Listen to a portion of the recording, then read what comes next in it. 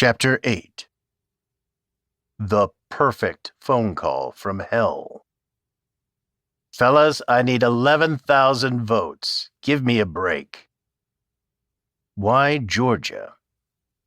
It was a question that hung over the relentless campaign by Trump and his allies to flip the outcome of the state's vote. Like Hawaii's 3 electoral votes in 1960, Georgia's 16 electors would not have altered the outcome of the presidential race. After the real electors assembled and voted in state capitals on December 14th, Trump was stuck at 232 electoral votes, 38 short of the 270 he needed to be re-elected as president. Yet Trump's fierce determination to change the results in the state, what Representative Benny Thompson, the chairman of the January 6th committee, later referred to as his particular obsession with Georgia, had little to do with Electoral College math. This was personal for Trump, for all intents and purposes, a vendetta. In his mind, he had been wronged. Georgia officials whom he assumed he had in his pocket had screwed him, and he was going to go to whatever lengths it took to make sure he was made whole. But it was also, in its way, a cover-up for his campaign's own bungling.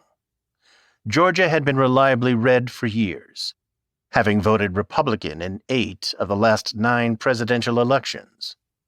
But the GOP margins had been steadily shrinking as Georgia's electorate underwent a dramatic transformation. More blacks, more Hispanics, and an influx of liberal voters with Hollywood values from the movie industry, who had flocked to the state thanks to those generous tax breaks initiated by former Republican governor and later Trump's Secretary of Agriculture, Sonny Perdue. Trump had carried the state with 51% in 2016. Kemp in 2018 had barely beaten Stacey Abrams for governor, eking out a win by less than 1.5 percentage points. Yet, despite the warning signs that Jordan Fuchs and others had flagged in the months before Election Day, the campaign's top officials had been slow to realize just how much trouble Trump was in, especially after he went on his public jihad about mail-in ballots during the COVID pandemic. Trump had hardly campaigned in the state until the last weekend before Election Day, when a last-minute rally was hastily staged in the northwest city of Rome, Marjorie Taylor Greene country, to fire up the troops. By then, it was too late. After the election, Trump and his warriors were consumed by a domestic political version of the old Cold War domino theory. If they could just get Georgia to flip, it would create enough momentum that other states would fall, and the president would be swept back into power.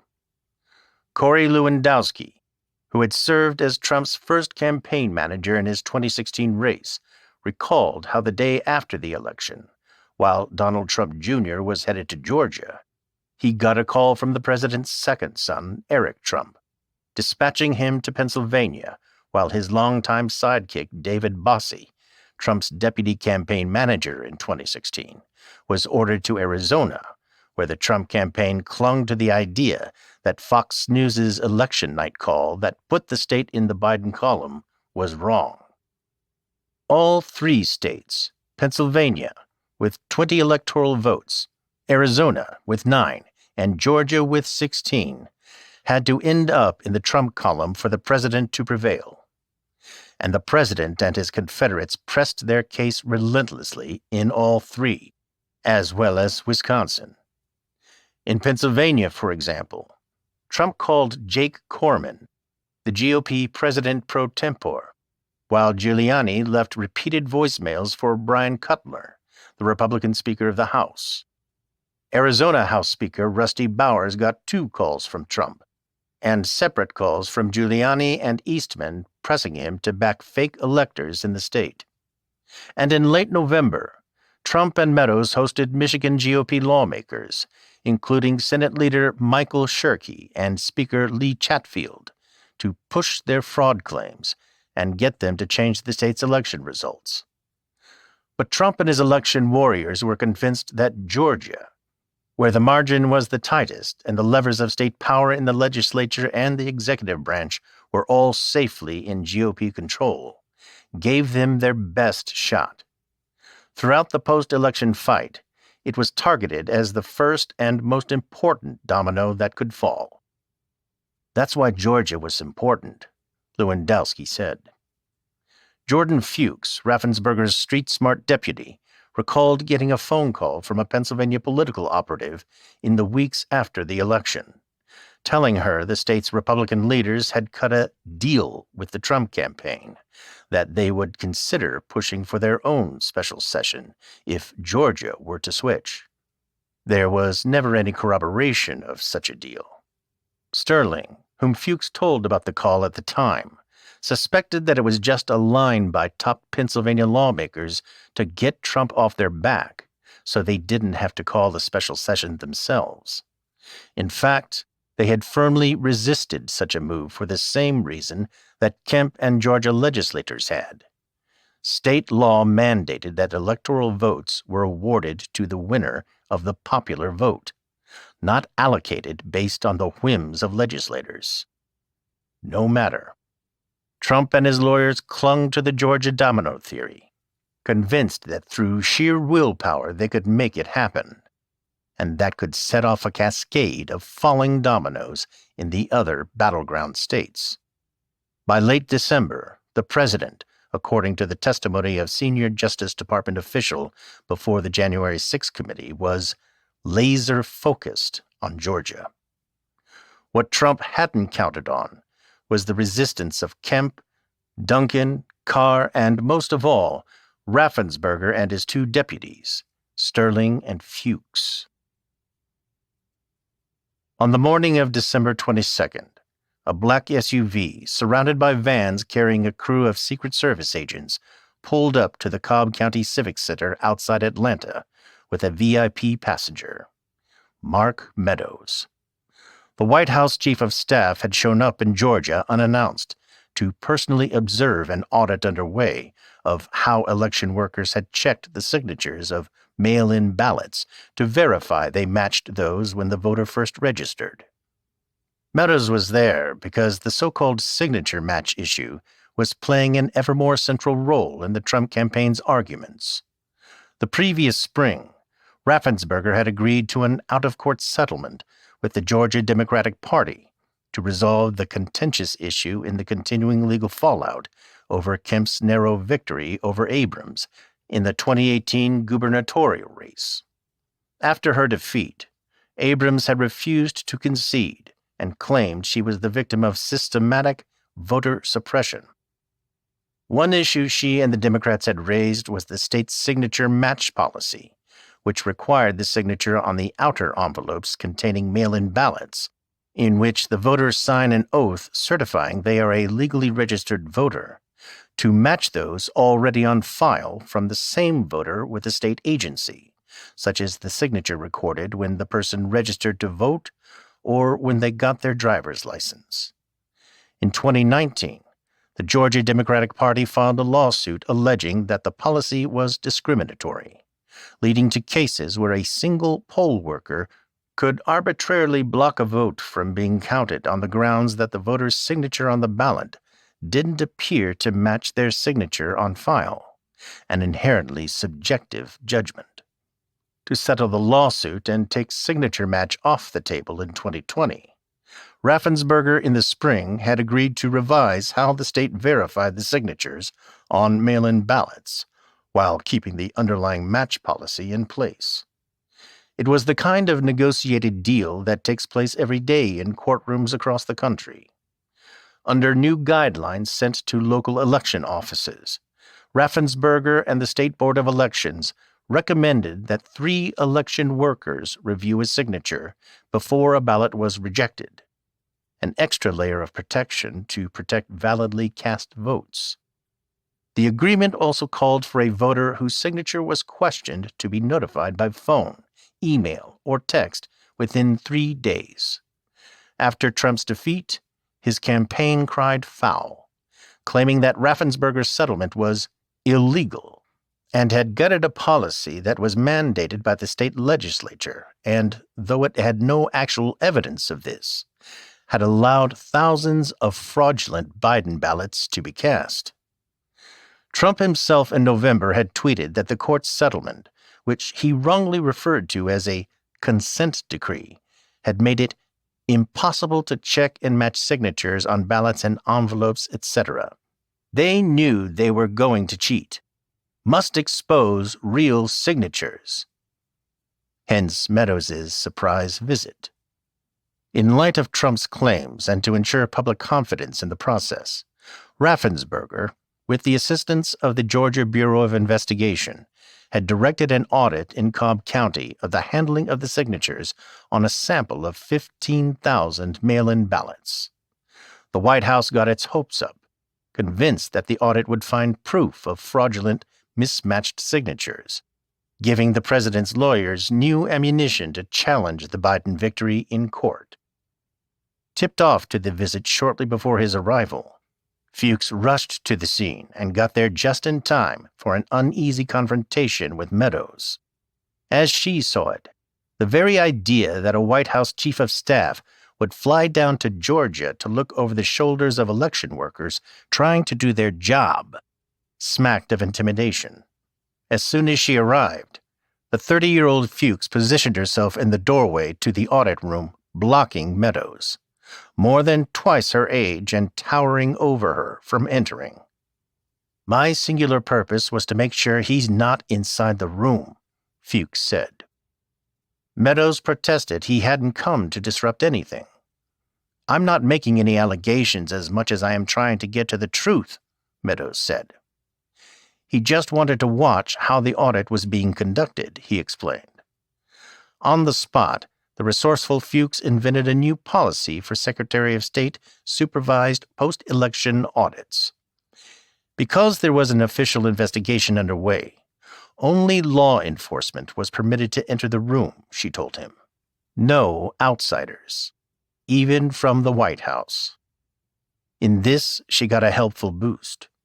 Vic Reynolds, the longtime chief of the Georgia Bureau of Investigation, was there, and somewhat more softly backed Fuchs up on Meadows not coming in.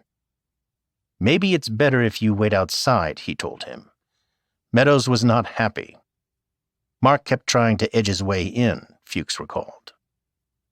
When that didn't work, he managed to give the auditors an anodyne pep talk from the doorway, telling them they were serving the cause of American democracy. Fuchs didn't buy it. His real purpose was to talk to the investigators and persuade them there was fraud. What possessed Fuchs to confront the White House chief of staff?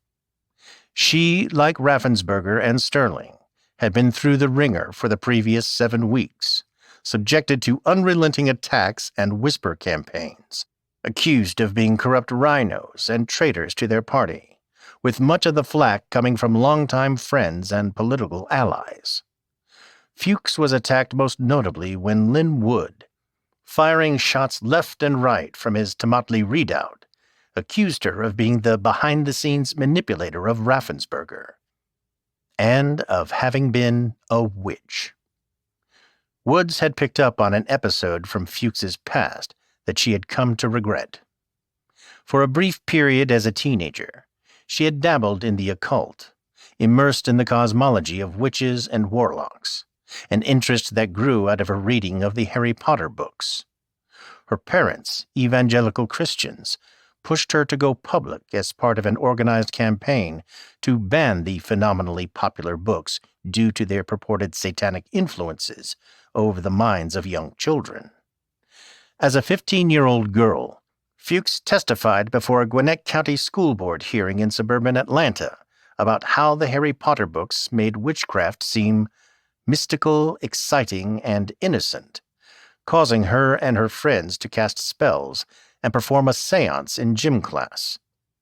Her testimony got statewide media attention and was later highlighted in a report from a far-right Christian group that quoted a Vatican exorcist as saying, "Behind Harry Potter hides the signature of the King of Darkness, the Devil." The school board rejected the book ban after its lawyer pointed out that if it were to remove all books that discussed witchcraft, it would also have to ban Macbeth and Cinderella. Fuchs had long since outgrown her interest in witchcraft. She graduated from high school, attended the University of Georgia, and joined college Republicans. She later landed a Council of Foreign Relations fellowship in Washington and worked on Capitol Hill for a Republican congressman before moving back to Georgia to pursue her fledgling career as a GOP consultant.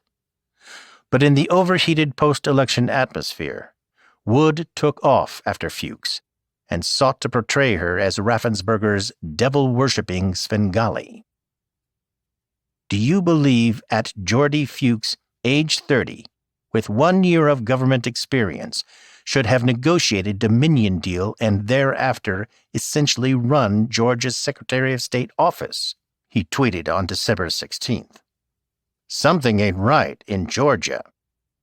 And then he added, Jordan Fuchs, at Geordie Fuchs, has admitted publicly on Facebook that she was at one time a practicing witch. Yes, a Wiccan. I do not respect that belief. As upsetting as it was for Fuchs to have this incident from her past dredged up, she now had well-honed instincts for smacking back. Little man ego will always have issues with female leadership. Just ask at L. Linwood former law partners and ex-wife, she wrote on Twitter. And then in another tweet tagging Wood, have you ever met a man with a tiny man ego? How do you manage little man syndrome? Asking for a friend. It was part of the ethos of her trade. Let no charge go unanswered, and make sure you get the last word. Fuchs by then viewed herself as being in the middle of a political war for which there was only one acceptable outcome. Her mindset was best explained in a revealing interview she gave sometime later with a University of Georgia student who questioned her over Zoom about her advice for young women who wanted to make it in the world of politics. What makes it worth it for you? The student asked her. Fuchs didn't mention the post-election battle with Trump world, but she might as well have. It's the win, she replied. Once you win, and once you get a client into office, the win clears all memory of anything horrible that happened in a campaign. Working late, long hours, the attack ads you have to deal with, the whisper campaigns. All of that goes away with the win. And that's what really keeps me going in all this.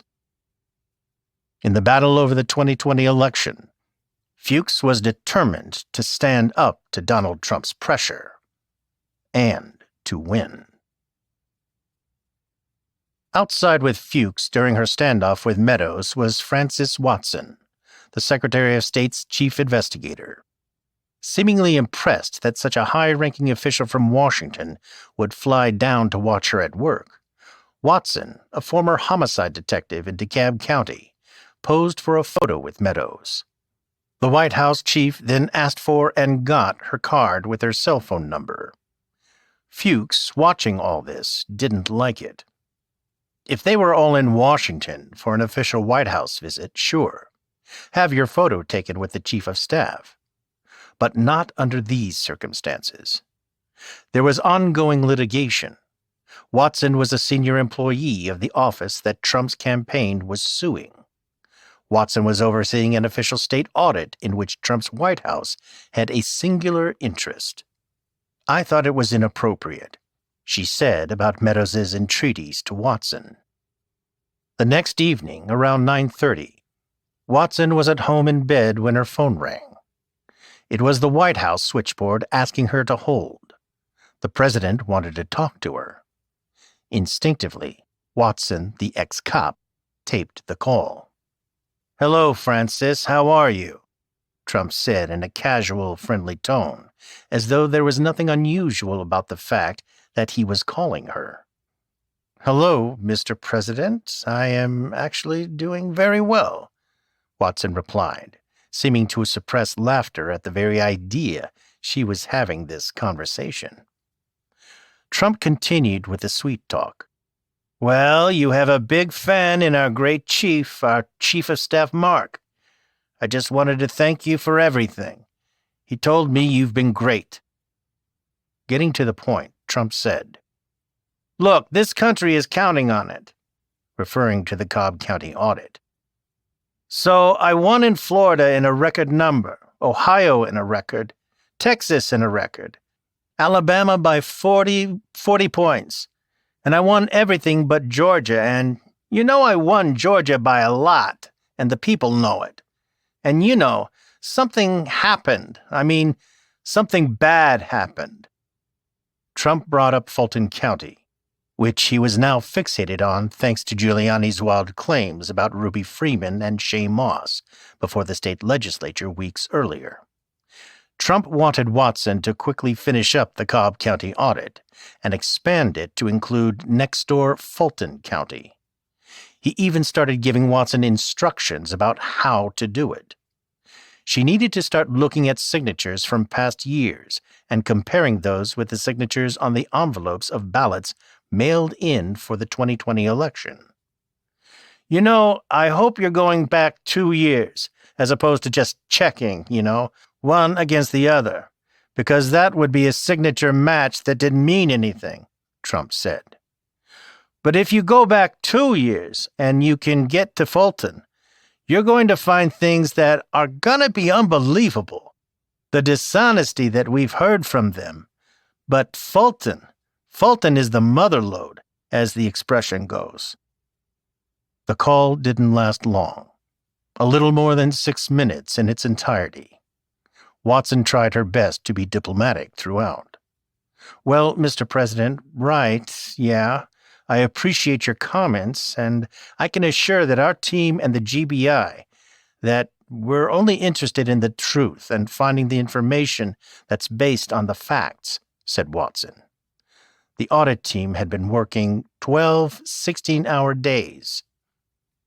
I know you're a very busy, very important man, and I'm very honored that you called. And, it's so important what you're doing, Trump interrupted. Quite frankly, I'm shocked that you would take the time to do that, but I'm very appreciative. Trump wasn't through. You have the most important job in the country right now, because if we win Georgia, first of all, if we win, you're going to have 2 wins. The people of Georgia are so angry at what happened to me. They know I won by hundreds of thousands of votes. It wasn't close. There were no overt threats, only talk of the kudos that would come her way if she did what the president wanted. When the right answer comes out, you'll be praised. Anyway, but whatever you can do, Francis, it's a great thing. It's an important thing for the country. So important. You have no idea, so important, and I very much appreciate it. Watson didn't know what to say other than to wish Trump and his family a very healthy and happy Christmas. But Trump had one more seemingly offhand question. Do you think they'll be working after Christmas to keep it going fast? 'Cause, we have that date of the 6th, which is a very important date. By this, he meant January 6th, the date the Electoral College votes are officially certified by the Congress. When Watson assured him they would be working hard on the audit through the holiday, Trump wrapped up with a friendly, if highly unusual, offer. Call any time you need. If you need help, call me. Watson was getting antsy and had no intention of taking the president up on his offer. I just wanted to get off that phone as soon as possible, she told a colleague after the call. That night, after the president's call, Watson called Fuchs and told her about the conversation. The next day, based on Watson's account, but before she'd had a chance to listen to the tape, Fuchs recounted the call to Washington Post reporter Amy Gardner. The Post account was a big story. The president had called a Georgia state investigator to influence the outcome of an official state audit. But the story overstated what Trump actually said. It said Trump told Watson to find the fraud, and she would be a national hero if she did. He didn't use those precise words. The actual ones, and the mere fact of the phone call in the first place, were damning enough. Still, the Post had to run a correction. For Fuchs, it reinforced an important lesson. The tape, with the actual words, was critical. As for the whole country counting on the results of the audit, it didn't have to wait long. 6 days later, the Georgia Bureau of Investigation announced that it had reviewed the entire sample of 15,118 ballots in Cobb County and found no fraudulent absentee ballots. This was, as Raffensperger later noted, the third strike against voter fraud claims in Georgia. It was not the end, however, of the White House's efforts to prod Watson to find the supposed dishonesty in heavily African-American Fulton County that so consumed the president. On December 27th, Meadows texted Fuchs with an extraordinary proposal. What if the Trump campaign paid for the Secretary of State's office to conduct a Fulton County audit? Is there a way to speed up Fulton County's signature verification in order to have results before January 6th if the Trump campaign assists financially? He wrote her. With Trump making little headway in getting Georgia officials to do his handiwork, the effort to flip the election results was entering its final manic phase. On December 18th, core members of Linwood's Tomotley team, Powell, Mike Flynn, and Patrick Byrne, came to the White House with an outlandish plan of action.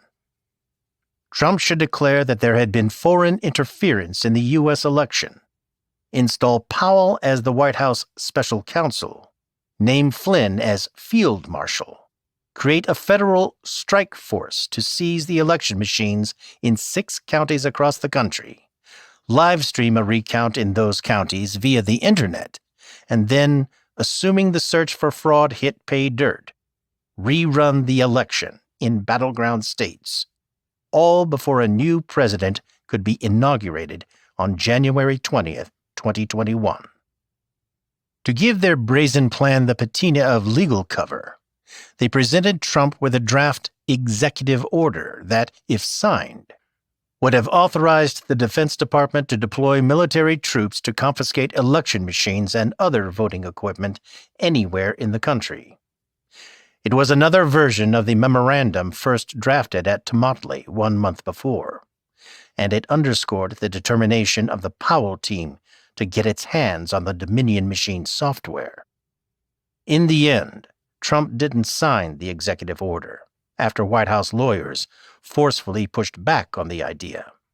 But he did tell Powell he was naming her White House special counsel that night, only to pull the appointment, if that's what it really was, a couple of days later when it became clear that she and Giuliani could by this point barely stand the sight of each other.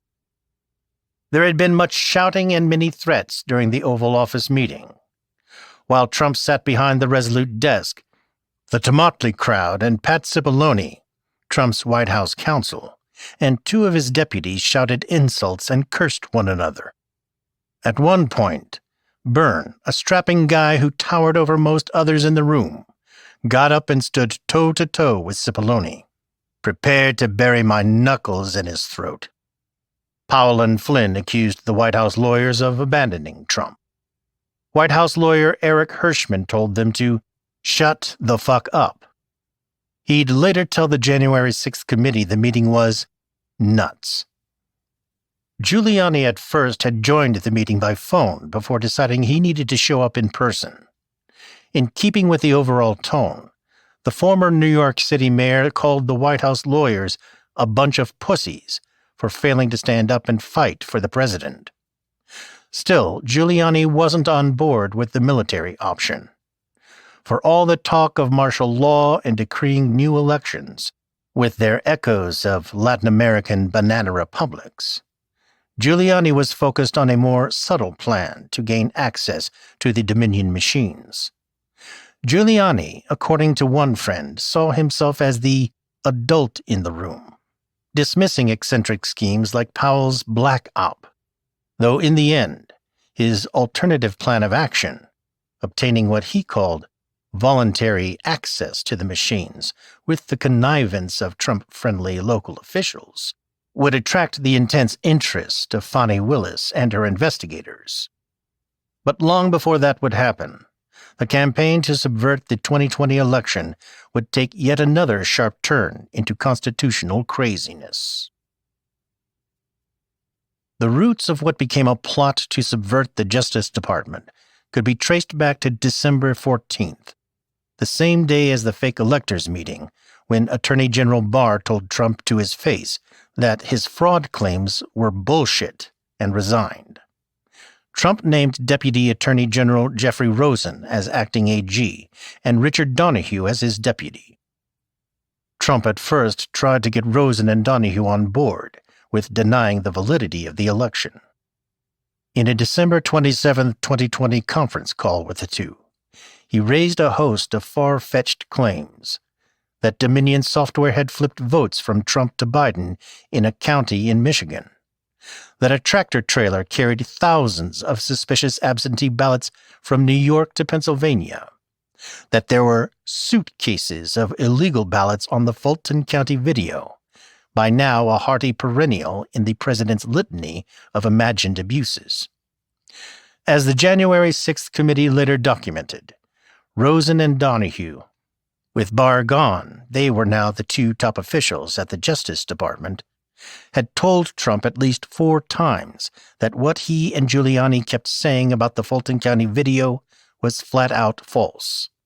It wasn't a suitcase, Rosen had told him in a phone call on December 15th. It was a bin.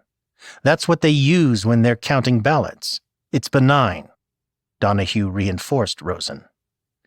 I told the president myself, several times, in several conversations, that these allegations about ballots being smuggled in a suitcase and run through the machine several times, it was not true, that we had looked at it. We interviewed the witnesses, and it was not true. Trump waved it all aside. You guys must not be following the internet the way I do, he said. As for the propriety of what he was proposing, having the Department of Justice declare the election invalid, Trump was remarkably candid. Just say the election was corrupt and leave the rest to me and the Republican congressmen. That is, Donahue later emphasized in sworn testimony to the January 6th committee, an exact quote from the president. The next day, the mid-level justice official Jeffrey Clark sent Rosen and Donahue the draft of a startling 5-page letter for them to sign. It was focused on Georgia. Addressed to Governor Kemp and the leaders of the General Assembly, it asserted that the Justice Department was investigating various irregularities in the 2020 election, and in light of significant concerns about what had happened in Georgia and other states, the department recommends that the legislature should immediately reconvene and consider selecting the Trump electors over the Biden electors to send to Congress for the official January 6th counting of the vote. The letter was attached to an email from Clark that also suggested there was evidence that a Dominion voting machine had accessed the internet through a smart thermostat with a net connection trail leading back to China. Who was Clark and why was he sending the letter? He had been a corporate lawyer at a prestigious law firm, Kirkland & Ellis, representing the U.S. Chamber of Commerce in challenging environmental regulations, and BP in lawsuits over the Deepwater Horizon oil spill. In the Trump administration, Clark was initially tapped to serve as Assistant Attorney General in charge of the Justice Department's Environment and Natural Resources Division, but had recently elevated to acting chief of the department's Civil Division. a position that gave him no authority over presumed election law violations. A Trump ally in Pennsylvania, Representative Scott Perry, had recommended Clark to the president, leading to a meeting with Trump at the White House. Nobody had told Rosen and Donahue of the meeting, a clear violation of long-standing department policy sharply restricting contacts between department officials and the White House without senior-level approval. When Rosen and Donahue saw Clark's letter, they were furious. Virtually nothing in it was true. The Justice Department wasn't investigating anything in Georgia, and its officials on the ground, the U.S. Attorney in Atlanta and the FBI special agent in charge there, had not expressed concerns about what had taken place in the election. "There is no chance that I would sign this letter or anything remotely like this," Donahue emailed Clark in response. There was simply no authority for the Justice Department to do what Clark was proposing. If pursued, Donahue later testified, the draft letter may very well have spiraled us into a constitutional crisis. There was also a growing realization inside the Trump team that they may well have crossed a line that would get them in future trouble. "I have no doubt that an aggressive DA or U.S. attorney someplace will go after both the president and his lawyers once all the dust settles on this," Eastman wrote prophetically in an email to two of the president's lawyers on December 31, 2020. The fixation on Georgia reached its apex on January 2, 2021. The situation at that point was looking increasingly desperate for the president. The Electoral College vote was locked in. The Trump campaign's lawsuits were going nowhere. Not a single legislative leader in any state had signaled a willingness to call a special session. The clock was ticking toward January 6th, when Trump was planning a Stop the Steal rally outside the White House in the hope that a giant public outpouring would bolster his last implausible move: getting Vice President Pence to unilaterally reject certifying Biden electors in the contested battleground states once friendly Republican members of Congress objected to the certification. But in order for the strategy to have a prayer of success, he and his lawyers needed a win somewhere. Once again, they looked south to Georgia, where the final certified tally by Raffensperger had him behind by 11,779 votes. For weeks, the White House had been trying to get through to Raffensperger. "Mr. Secretary, Mark Meadows here. If you could give me a brief call at your convenience," the White House Chief of Staff texted the Secretary of State on November 19th, and again on December 5th. "Mr. Secretary, can you call the White House switchboard? Your voicemail is full." All told, the January 6th committee counted 18 attempts by Trump and the White House to get through to the Georgia Secretary of State in the weeks after the election. Meadows, for his part, would only acknowledge initiating 3 such attempts. But Raffensperger studiously ignored each and every one of them. He was being sued by the Trump campaign, and knew well that anything he said could and likely would be used against him. Finally, though, he relented. On the morning of January 2nd, Raffensperger did a Fox News interview during which host Neil Cavuto pressed him on the election results. Raffensperger went through the numbers in Georgia. 20,000 traditional Republican voters who had voted in the June GOP primary didn't show up on Election Day in November. Senator Perdue got 19,000 more votes in the metro regions of Atlanta and Athens, home of the University of Georgia, than Trump did. And overall, GOP congressional candidates got 33,000 more votes than Trump. In short, the evidence was clear. A not insignificant number of Republican voters in Georgia, enough to make the difference, had turned away from Trump, casting ballots for GOP candidates down ballot, but choosing Biden, or a third party, or no candidate at all, for president. His numbers also pointed to the fundamental illogic of the Stop the Steal fanatics. Why would the Venezuelans or the corrupt Democrats or whoever was fraudulently stuffing or flipping ballots for Biden have only done so in the presidential race and ignore critically important races that could have altered the balance of power in Congress?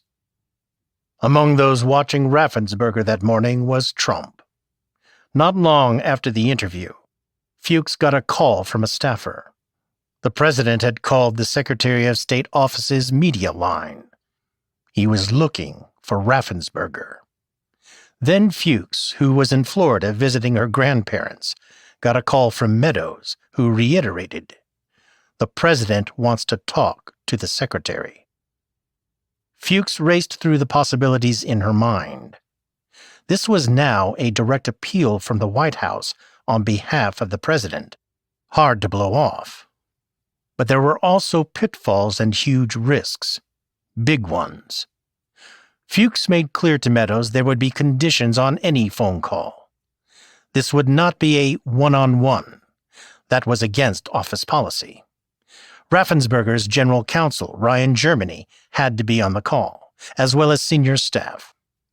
Meadows balked at one name Fuchs mentioned, Gabe Sterling. Fuchs really wanted him on. Sterling was the office pit bull, and Fuchs knew he would not hesitate to push back on any falsehood uttered by Trump. But it was clear the White House wanted nothing to do with him, not since Sterling's impassioned warning weeks earlier that Trump's inflammatory rhetoric about the election might end up getting somebody killed. "Mr. Sterling does not need to be on that call," Meadows said sternly. Sterling was her friend, but Fuchs consented. Fuchs then notified Raffensperger, who was at first reluctant.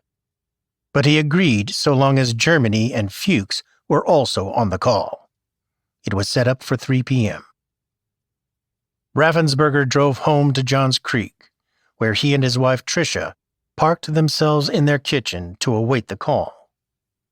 Germany was at home about to take his daughter on a bike ride when he was notified of the impending call.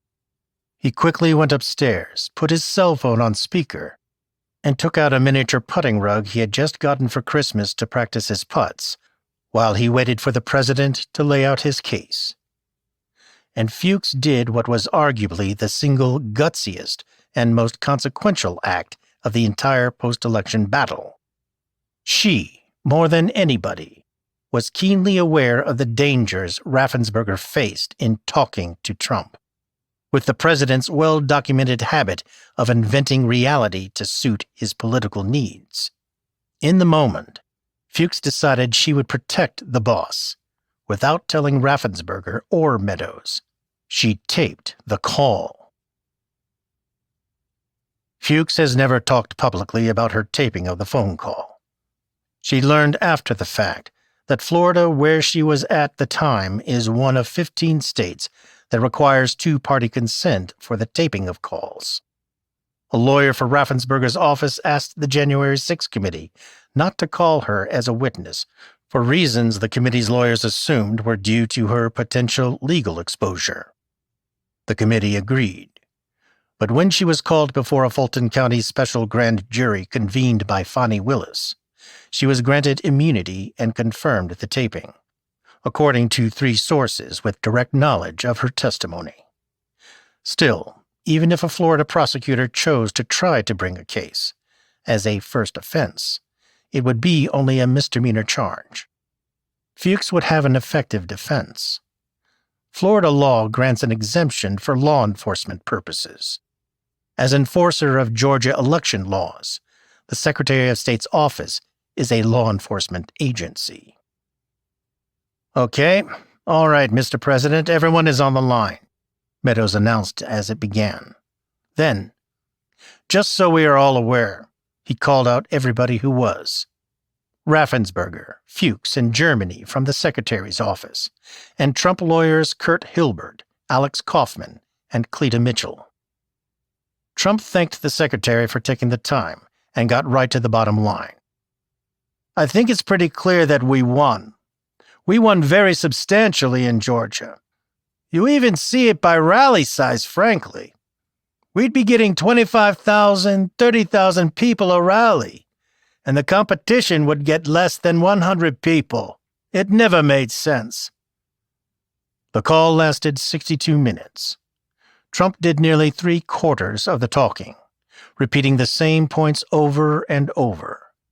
For nearly the first 20 minutes, he spoke completely uninterrupted, throwing out so many numbers and convoluted claims that Raffensperger and his team had a hard time keeping up. There were a couple of 100,000 of forged signatures on absentee ballots in Fulton County, he asserted. Also, 50,000 voters who showed up to vote and were blocked from doing so. 18,325 voters who had no listed home address. Close to 5,000 votes cast by dead people. 4,925 by out-of-state voters, and 904 who only listed a P.O. box. The bottom line is, when you add it all up, 300,000 fake ballots, Trump said. None of this was remotely true. Trump was offering a hodgepodge of concocted numbers and wild exaggerations. The total confirmed dead voters at that point had been not 5,000, but 2. In both cases, a family member was found to have voted for a deceased person. Raffensperger later found 2 more such cases, bringing the total number of dead voters in Georgia to 4. The idea that there had been 200,000 forged signatures on absentee ballots in Fulton County made no sense. The total number of absentee ballots in Fulton had been 148,319. None had been shown to have forged signatures. As Trump's stream of consciousness spray of fantasy data continued, Raffensperger got antsy. If he didn't speak up soon and correct all this nonsense, he worried Trump's lawyers could depose him and say, "You never disputed what he said." He had to speak up. "We don't agree that you have won," he said politely but emphatically enough that he conveyed there was no room for negotiation. He tried to correct some of the president's mistakes, starting with the supposed 200,000 forged signatures in Fulton County. But Trump kept interrupting and deflecting, returning to his litany. The out-of-state voters, voters in vacant houses, the corruption of Dominion machines, his huge rallies, all of which added up to many, many times the 11,779 votes he was behind Biden in Georgia. And realizing that Raffensperger was resisting, he started to ramp up the pressure, slightly at first. "We have won this election in Georgia based on all of this," he said. "And there's nothing wrong with saying that, Brad." Trump was planning a rally in Georgia the following Monday for Perdue and Loeffler, and he said he planned to be repeating all these numbers to the crowd. "The people of Georgia are angry. The people of the country are angry. And there's nothing wrong with saying that, you've recalculated." Recalculated. It was an odd term for Trump to use. How was Raffensperger supposed to recalculate? Whatever exactly Trump had just asked him to do, Raffensperger, now somewhat more forcefully, made clear there was nothing to recalculate. "Well, Mr. President, the challenge that you have is the data you have is wrong." After Raffensperger disputed Trump's numbers about dead voters, 2, he said, not 5,000. Trump brought Cleta Mitchell into the conversation. "Well, Cleta, how do you respond to that?" Mitchell, speaking for the first time, said the problem was that Raffensperger's office had refused to turn over certain information about Georgia voters that could allow them to prove conclusively all the dead or out-of-state voters the president was talking about. It was the same question that Brian Tyson, the election lawyer who had quit the Trump team, had raised nearly 2 months earlier, when he was first directed by Mitchell to file lawsuits challenging the validity of votes purportedly cast by out-of-state or dead voters. How could they prove that the Joe Smith who moved away in 2018 or died in 2019 was the same Joe Smith who voted in 2020? The Trump campaign wanted personal information about those voters to make their case, data that Raffensperger wouldn't share with them. "We don't have the records you have," said Mitchell. Fuchs had put herself on mute and hadn't said a word. But as she listened to this exchange with Mitchell, she was fit to be tied. "Oh my God," she thought. "She wants us to give her the Social Security numbers of Georgia voters." There was no way they could do that. That was privacy data protected by law. Trump was soon off in another direction, one that he was fixated on: Ruby Freeman and the State Farm video.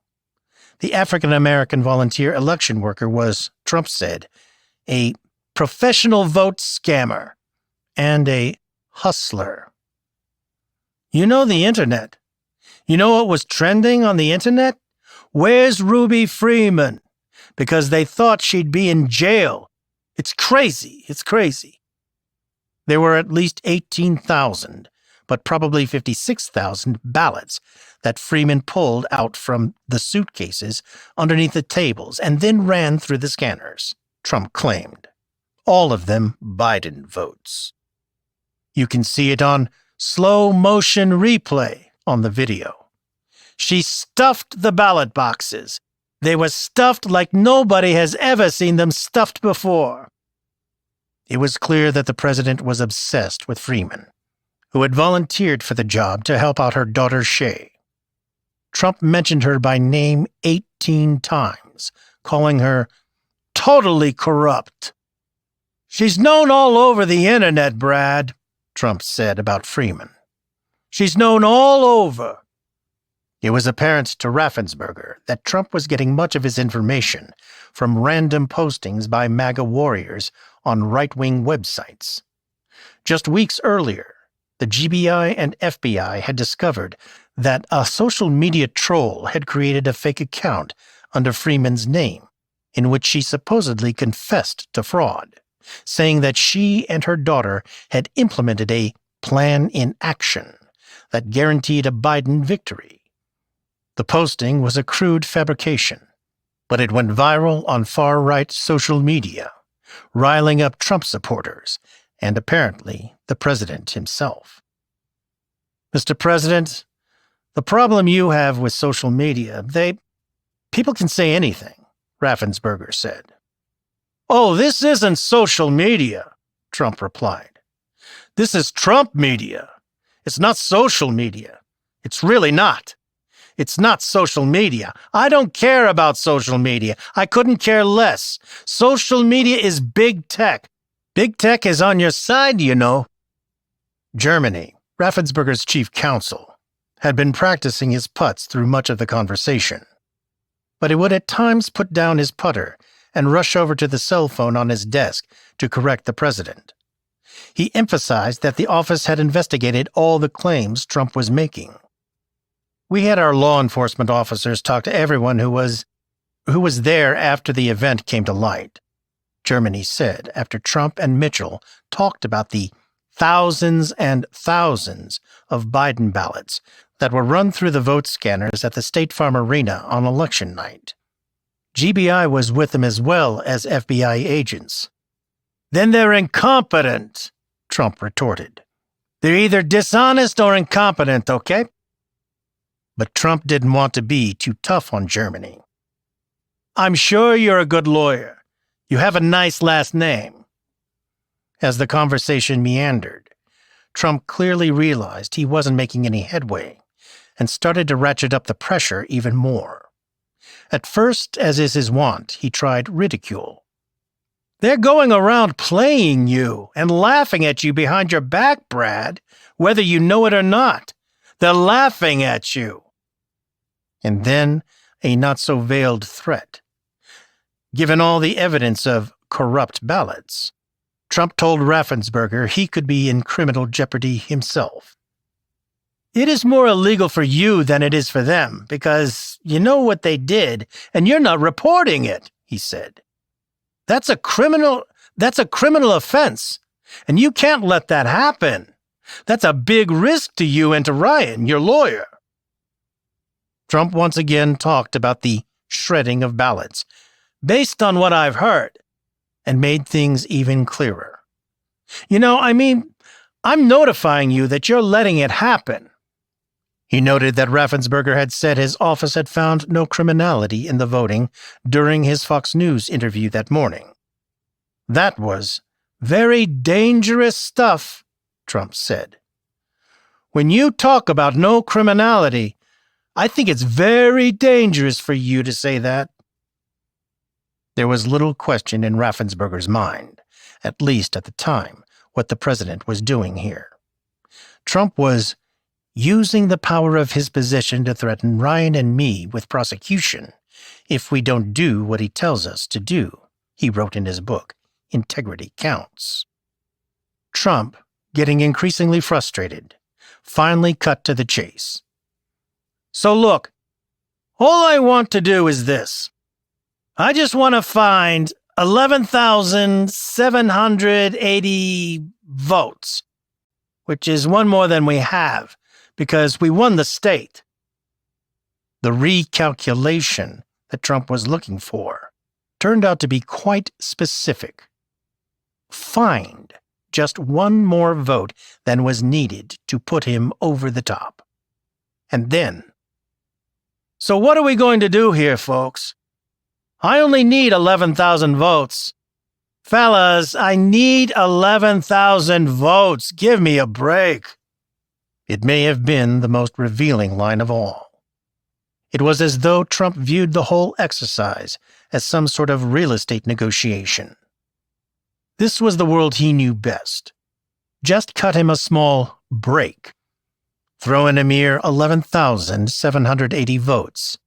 Then they could all shake hands and seal the deal.